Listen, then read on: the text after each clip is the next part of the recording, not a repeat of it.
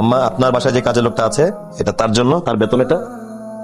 আর আমি চাই না আপনার কোনো কাজে বাধা পড়ুক, কোনো কাজে কোনো কমতি থাকুক। 3-4টা মানুষ লাগলে নিয়ে নেবেন, যা টাকা পয়সা খরচ করার আমি আবার দেবো। ভাবি আপনার জন্য গিফট এনেছি। অমিত ভাবিকে ভাবি গিফট দিয়ে দাও, এটা আপনার। এই গাড়ি চাবিটা রাখেন। আরশানের তো স্কুলে যাওয়ার গাড়িটা নষ্ট হয়ে গিয়েছে। সো আরশান ছোট মানুষ, স্কুলে কষ্ট করে আসা যাওয়া করবে, সেটা আমি একদম চাই না। ব্র্যান্ড নিউ গাড়িতে যেন আসা যাওয়া করে, সেটাই আমি চাই। তুমি তুমি কি খাবে বলো তো? আমি কালকে একটা পায়েস রান্না করেছি, ওটা ও সরি ওটা তো বাসি হয়ে গেছে। আমি তোমাকে ম্যাঙ্গো জুস করে দিই, ম্যাঙ্গো জুস বেটার হবে। ম্যাঙ্গো আসলে মানুষের জীবনে কখন যে আপ ডাউন আসবে আমরা কেউ কখনো বলতে পারি না। তাই মানুষকে ছোট করে ভাবার কিছু নেই, মানুষের সাথে ছোট করে কথা বলার কিছু নেই। সময়ের সাথে সাথে মানুষের লাইফ যে কখন চেঞ্জ হয়ে যাবে সেটা এক উপরওয়ালা ছাড়া কেউই বলতে পারবে না। আমি জানতাম আমার মেয়ে কখনোই ভুল করতে পারে না।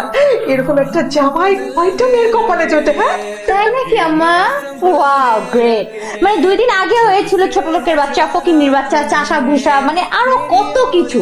যে গিফট দিল, টাকা হাতে চলে আসলো, এখন একটু সোনার টুকরা ছেলে হয়ে গেছে আম্মা। একটু বেশি কথা বলো আসলে। স্যার আপনার কাম হচ্ছে খালি আপনি ফাইল সাইন করবেন, আমার কাম হচ্ছে আমি খালি আপনার ফাইলটা আগায় দিব। আপনিও ভালো থাকলেন, আমারও ভালো রাখলেন। আর এই যে স্যার, এই যে 20% আপনার 50 লাখ। কি শুরু করছো বলো তো? সারাটা দিন অফিস করো, আমি তোমাকে খুঁজেই পাই না। বাসায় এসে তুমি এসে ফাইলটা নিয়ে বসে যাও। তোমার কি আমার সাথে টাইম স্পেন্ড করতে ভালো লাগে না? চলো না কোথাও যাই, কোথাও ঘুরতে যাই, কতদিন কোথাও যাই না। না না না না, যাও। এগুলা কি? টাকা। আমি কোথায় যাব, কার সাথে যাব? আরে টাকা নিয়ে ঘুরতে যাও, টাকার সাথে ঘুরতে যাও, সমস্যা তো নাই। টাকা থাকলে সব সম্ভব। তুমি আমার মতো একটা রিপন কিনে ফেলতে পারবা, একটা হাজবেন্ড কিনে নিয়ে জাস্ট টিপে চলে যাও। টাকা থাকলে সব সম্ভব, সব ম্যানেজ করে ফেলতে পারবা, করে ফেলো। তোমার কি মাথা খারাপ হয়ে গেছে? কি বলতেছো এগুলো তুমি? আমার মাথা ঠিকই আছে, আমার মাথা আগে ঠিক ছিল না, এখন আমি সবকিছু বুঝি। কোনটা ঠিক, কোনটা বেঠিক, কোনটা দিন, কোনটা রাত, কোনটা মনুষ্যত্ব, কোনটা সাহায্য করা, সব বুঝে গেছি। পার্থক্য আমাকে টাকাই বুঝাইছে। টাকার গন্ধ পাওয়ার পরে আমি বুঝতে পারছি কোনটা কি তফাৎ।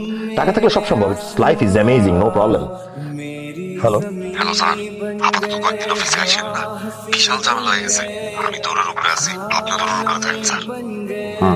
আচ্ছা ঠিক আছে। সালাম আলাইকুম। এটা কি রিপন সাহেবের বাসা? জি। ওনার নামে সার্চ ওয়ারেন্ট হয়েছে, আমরা তল্লাশি চালাতে আসছি। সার্চ ওয়ারেন্ট মানে কি করেছে রিপন? দেখেন, উনি একটা ব্রিজের কন্ট্রাক্ট পেপারে সিগনেচার করেছিলেন। ব্রিজটা ভেঙে 5 জন লোক মারা গেছে। এখন ওনার নামে গ্রেপ্তারি পরোয়ানা জারি হয়েছে। স্যার কোথাও পাইনি। ওনাকে থানায় আসতে বলবেন, পুলিশ ওনাকে খুঁজছে। কোনো প্রকার চালাকি করবেন না, তাহলে কিন্তু আপনাকে অ্যারেস্ট করা হবে। তুমি কি করছো বলো তো? পুলিশ তোমাকে খুঁজতেছে, তোমার নামে ওয়ারেন্ট বের হয়েছে। কি করছো তুমি? অনেক লেট করে খুঁজলো, আর আগে খোঁজা উচিত ছিল। আর তুমি এক কাজ করো, এখনো সময় আছে, সেফ এক্সিট নিয়ে নাও, দেশে বাইরে চলে যাও। আর তুমি? I don't know. আমি তোমাকে ছাড়া কোথাও যাবো না। স্মৃতি, এটা আসলে ওয়ান ওয়ে। আমি ওয়ান ওয়েতে চলে আসছি, এই ওয়ে থেকে ব্যাক করা সম্ভব না। আমি আব্বাকে কল দিছিলাম।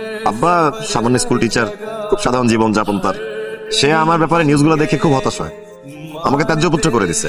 তোমার আজকে এই পরিস্থিতির জন্য হয়তো আমিও দায়ী। আমিও তোমাকে ফোর্স করছিলাম। তোমার একার তো দোষ না এখানে। তুমি সমাজের মধ্যে সবার দিকে তাকাও না। সবার অনেক অনেক টাকা লাগবে, অনেক দামি দামি জিনিস লাগবে, একটা বড় বাড়ি দরকার, দামি দামি ব্র্যান্ডের গাড়ি দরকার, পকেটে দামি মোবাইল ফোন দরকার। মানুষকে দেখাইতে হবে, তো শো অফ করতে হবে যে আমার কিছু আছে, এই পৃথিবীতে আমি কিছু ওন করি। এটা মানুষকে না দেখানো পর্যন্ত মনে সুখ হয় না। দেখো, আগে আমাদের সুন্দর ছোট্ট টোমাটোর সংসার ছিল, কি সুন্দর নিজেদের মধ্যে ভালোবাসা ছিল, আমাদের আন্ডারস্ট্যান্ডিং ছিল।